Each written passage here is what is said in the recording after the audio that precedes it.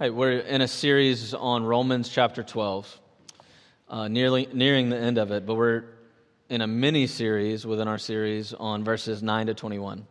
And it's a mini-series because from 9 to 21, it's all about love. So we're looking at love for 4 weeks. We started last week. And last week we looked at what love is, so defining love. And now, this week, next 2 weeks, we're going to look at where you can love and how you can love. So getting into more specifics that Paul gives us here. And this week, we're going to think about loving our city, loving the city. Now, it's not a secret at all to anybody here that people in Edinburgh, in many places, many cities across the Western world, look at Christianity in different ways. Some people are very antagonistic towards Christianity. You know, they look at Christianity and they say it's a white-centered religion where the Bible condones slavery and all sorts of other things that we know are now wrong. And so they hate Christianity. And there's other people who are intrigued by it and look at it and say, actually, Christianity gives us a great moral foundation, but we now know that the historical Jesus is different from the Jesus of the myths of the Gospels. So there's people who really don't like it and people who like it but don't want to accept Jesus as what he said he is. And then there's people who are, and I think this is the most overwhelming category by far, completely indifferent. So they just don't care either way. They think Christianity is not something that's very relevant for the modern world. It helped create the beauty of Edinburgh, but it's not something that matters that much to people's lives today.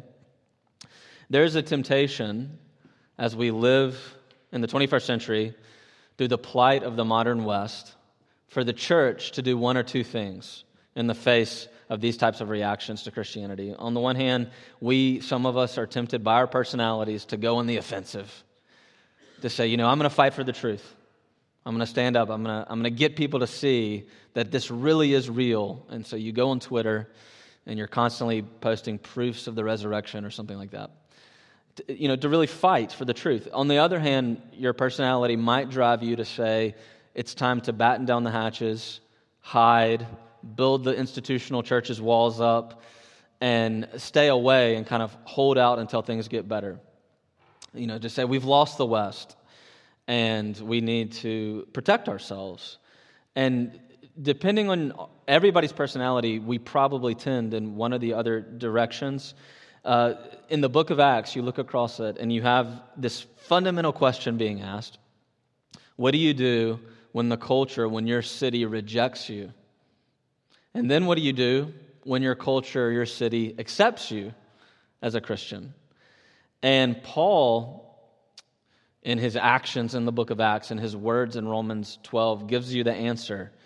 So he says, if you're in an age where Christianity is largely being rejected, or if you're in an age or in a place where Christianity is largely being accepted, you still do the same thing.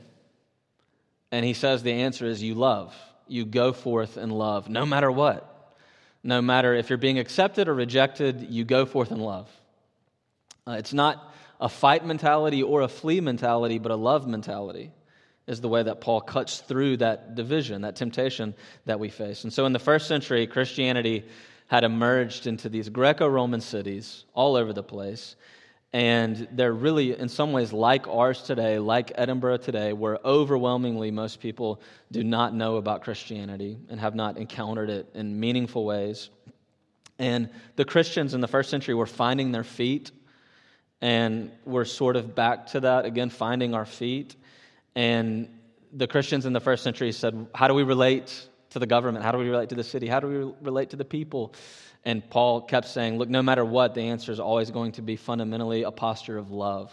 A posture of love. So let's think about that today. We're called to love wherever we are, whatever place, we're called to love the city. Two things to learn. First, the fact that love is our calling. And then secondly, two ways Paul's going to teach us to do that here. Okay, so first, the fact that love really is our calling when we go out from this place today. All right, so the fact of love.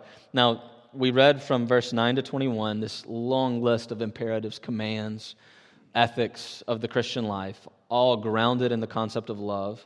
And you might look back through that and say, I don't see a single word about the city. You say that the theme here is love the city. That's not what Paul says anywhere in these verses. That sounds like a very contemporary preacher just trying to make it about the city in some way, sort of. But it really is there. Actually, the commentators, the New Testament scholars, talk about how there's this pattern through this list of commands from 9 to 21. It's a pattern without hard boundaries, a lot of overlap, but it's really there. Let me show it to you. Verse 9, he says, let your love be genuine. We looked at that last week. And then if you jump to verse 10, he says, now love one another with brotherly affection. There's a unity in those two commands, but there's also a division. And the unity is that he's talking about love, but the commentators will say in the first command, let your love be genuine, he's saying agape, gift-giving love, that's the word he uses, to everybody. Let your love be genuine to everybody, including non-Christians. Anybody that you might encounter, no matter what they believe in, what they think, what their political persuasion might be. And then he turns and says, and love with brotherly affection. And in that second command, verse 10, he has shifted his audience. Now he's talking about the love that you give to the Christians, to the church.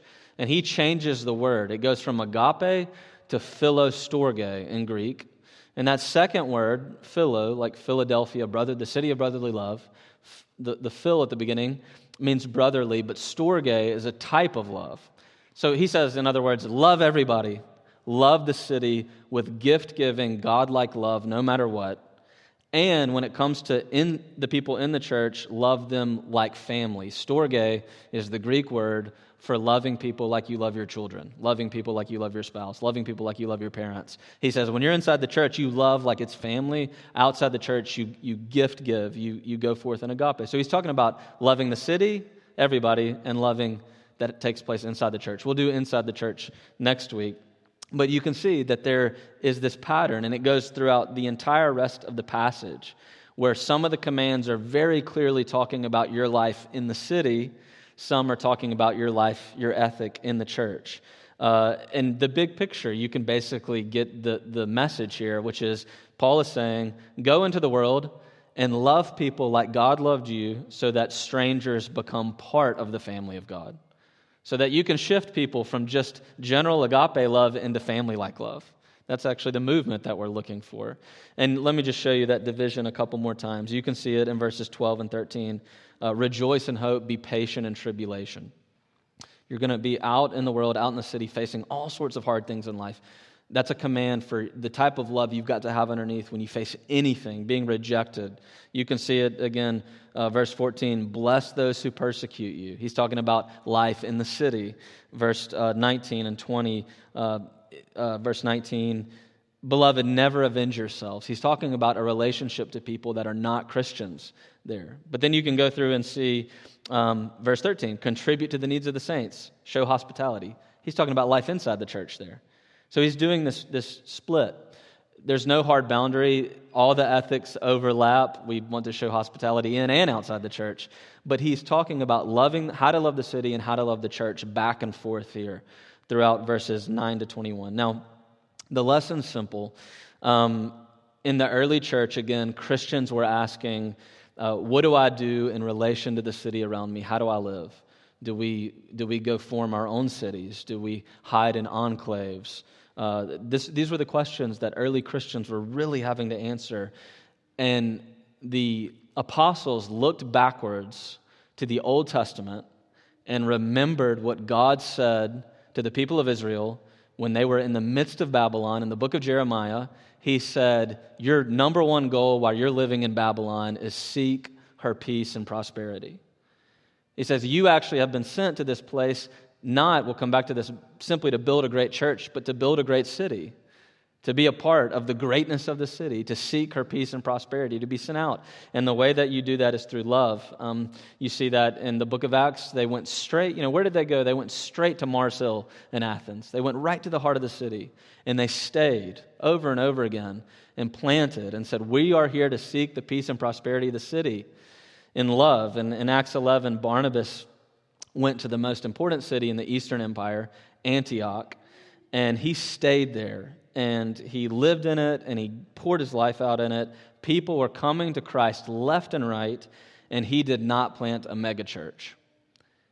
And instead, in his mission of love, he realized my mission is not to build a great church, but to be a great church for the city that I live in.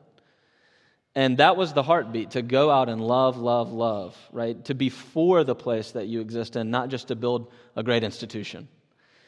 You see what Paul, we'll move on, but you see what Paul doesn't do here?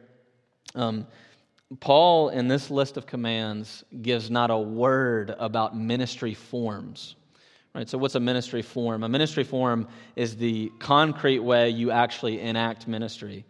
You worship, you sing, you preach, you teach, all these things, you pray, or you say, we're going to go start a homeless shelter. And when you think about things like that, you say, well, maybe we should, maybe we shouldn't. Where are we? Does this really fit? Are there other ministries doing this better than we're ever going to do it? Or you say, we're going to fight human trafficking, very important ministry. But are we the right people to do that, and how? Or can we get involved in other people doing it? Or you say, I personally am going to go push against unethical forms of business practices within my workplace. These are all ministries that can all take shape in different ways, and you've got to ask, why am I doing this? For what reason? Does it make sense? Is it the right application of love in whatever context I'm in? You see, these are ministry forms, and ministry forms have to be tailored to exactly where you are, the city you're living in, the neighborhood you're living in. They're important, absolutely. Paul does not say a word about ministry forms, not at all. Instead, he says, this is not a how-to-do-it guide, but a how-to-be guide. How to go forth into the world and the person you need to be. In other words, we said last week that love is the gatekeeper of the gifts. Love is the gatekeeper of all ministry forms.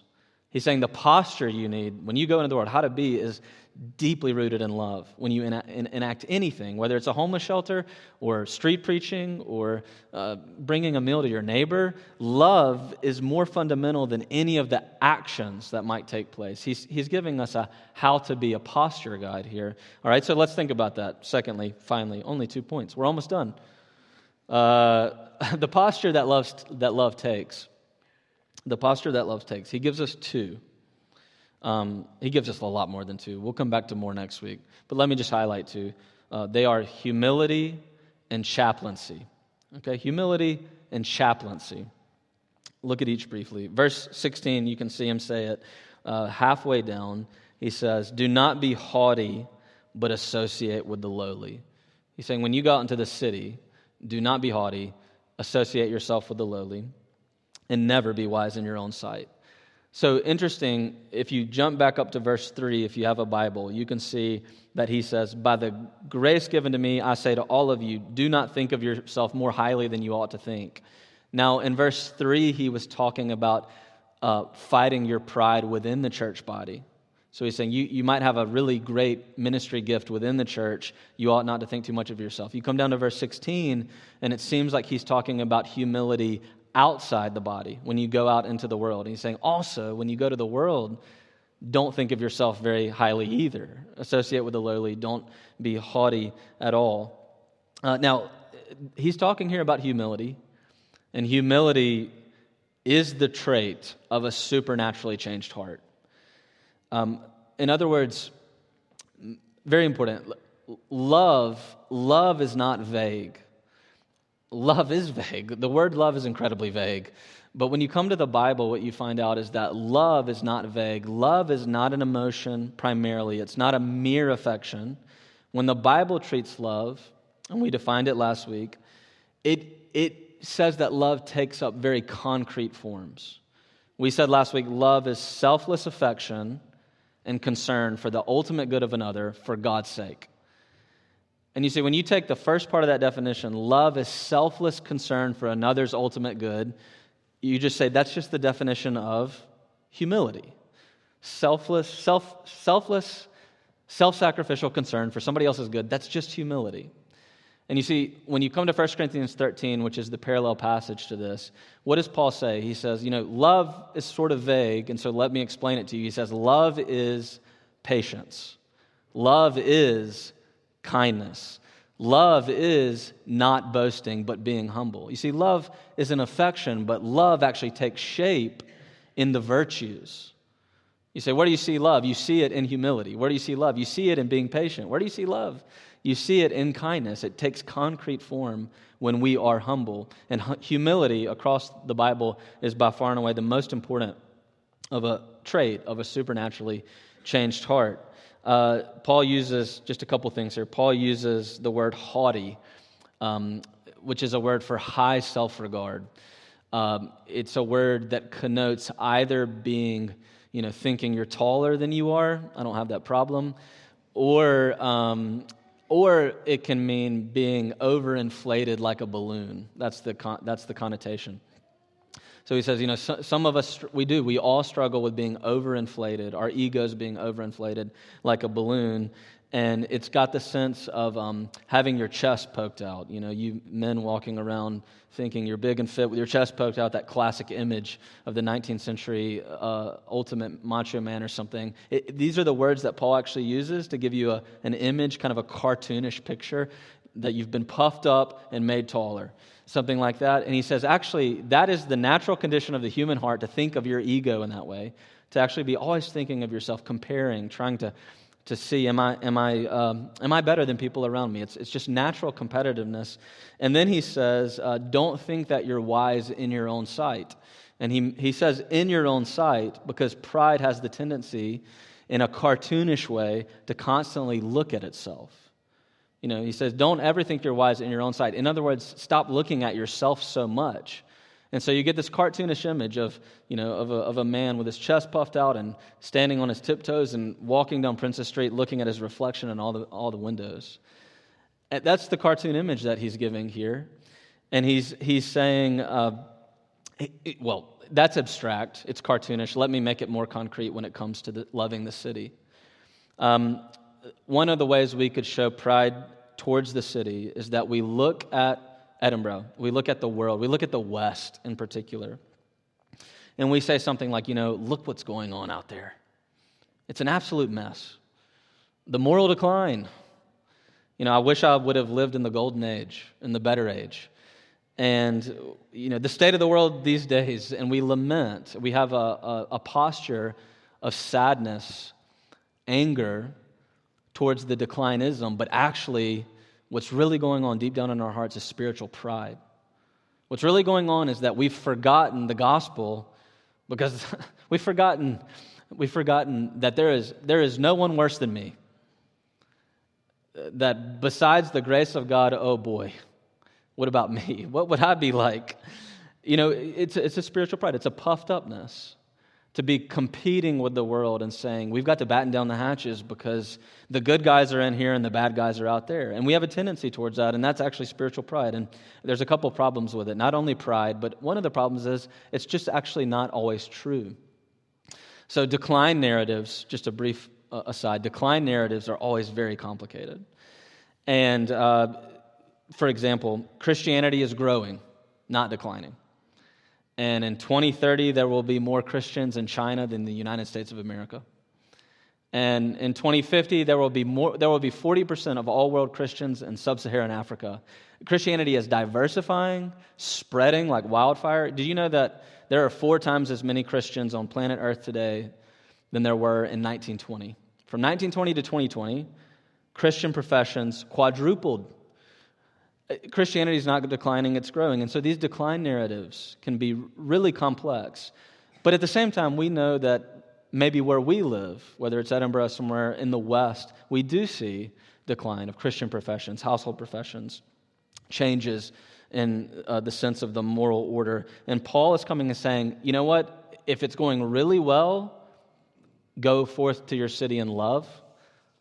If it's going really badly, go forth into your city in love and do the exact same things no matter where you are. And he's saying ultimately that the posture of humility is just simply to say, I go forth in love because I know I was loved. I was first loved. In other words, he's saying, a Christian in their right mind, a Christian in our right gospel-centered mind can never say the good guys are in here and the bad guys are out there. And instead, when we look at the gospel, the good news of Jesus Christ, we have to say, my sins, they are many, and his mercy is more. He came for me when I was totally unlovable, and he loved me to the end. And so if you see the gospel, if you've experienced the gospel, it pokes a hole right in that balloon that's been inflated in the middle of the heart, especially in how we relate to the city. God said to Jeremiah, seek her peace and prosperity. We are here to actually build a great city. Not a great church, but to be a great church for the city. That's actually the Christian calling. All right, let me apply it in one way, and we have to move to the last thing because we're running out of time. How do you know if you're growing like this, if you're growing in love, manifest in real humility before people that are not like you at all? One of the ways is that you look in your life for the freedom to serve. In other words, the freedom of self-forgetfulness, the freedom of self-forgetful service. Do you have it? Do you notice yourself more and more since you became a Christian, serving people and loving people without thinking about it as much? So C.S. Lewis talks about it like this. At the end of Mere Christianity, he says, don't imagine that if you meet a really humble person, that they will be like what most people think of as humble nowadays. This man, if it's a man, will not be a person who is always telling you that, of course, I'm a nobody. Probably all you'll think about him is that he seemed cheerful, intelligent maybe, but really he took a real interest in what you said to him. If you dislike him, it'll probably be because you feel a little envious of anyone that seems to enjoy life that easily. He will not be thinking about humility. He will not be thinking about himself at all. He'll be thinking about you. And so you see, he says the mark of true humility is not that you have that your balloon's been popped. You don't have an inflated ego, but you do have a really low self-esteem. You say, I'm a nobody. He says, actually, the mark of humility is just self-forgetfulness. It's just to think of yourself less and less and less. It's just to forget about your own ego. And that means that you will have the freedom to just go and love on other people. All right, lastly and briefly, Paul gives us one more posture here. And if we have the posture of humility, if we're thinking less of self, more of others, then that's going to lead, very finally, to chaplaincy, to being a chaplain.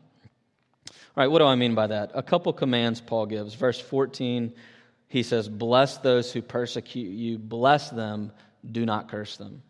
Verse 15, he says, rejoice with those who rejoice, weep with those who weep. So we can only look at those two as we close. Verse 14, the scholars say that when he says, bless those who persecute you, you can read into that, pray God's blessing on those who persecute you or curse you. So Paul says, if anybody tries to hurt you in this life, pray God's blessing for them. Go into the world, into the city, and no matter in what way somebody opposes you, mistreats you, doesn't like you, at minimum, you're called to actually pray for them, pray God's blessing over them. And so, very simple application.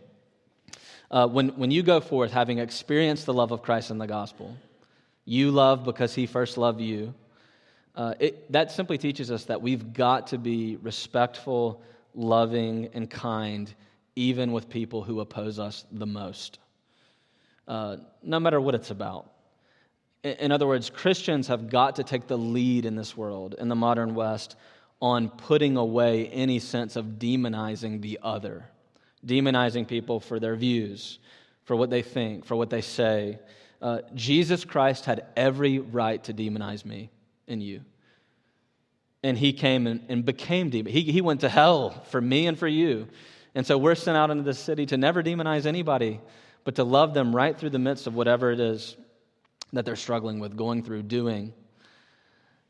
He says, bless those who persecute you. If they curse you, don't curse them back. Actually pray for God's blessing upon them. I think this becomes really concrete in John 13, in the foot washing episode with Jesus. It says, John gives one of my favorite lines in the Bible, having loved his own, Jesus loved them to the end.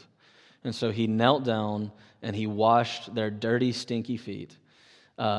And remember, He washed their feet in the first century household like a slave, and he told them, go in the world and do likewise. He told them, love me as I have just loved you. Remember whose feet he was washing?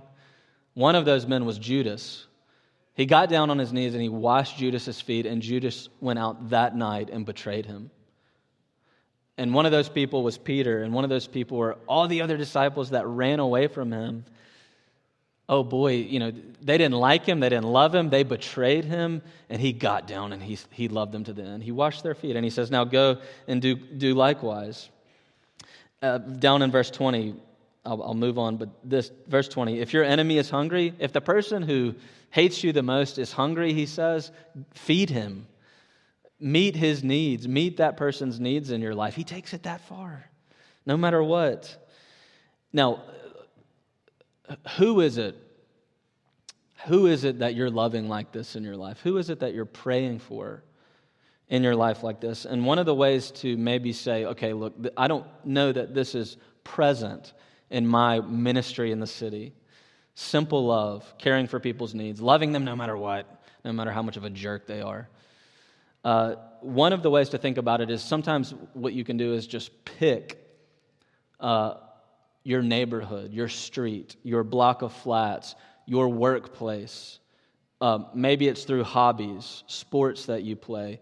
You probably can't focus on all of them. You're very busy.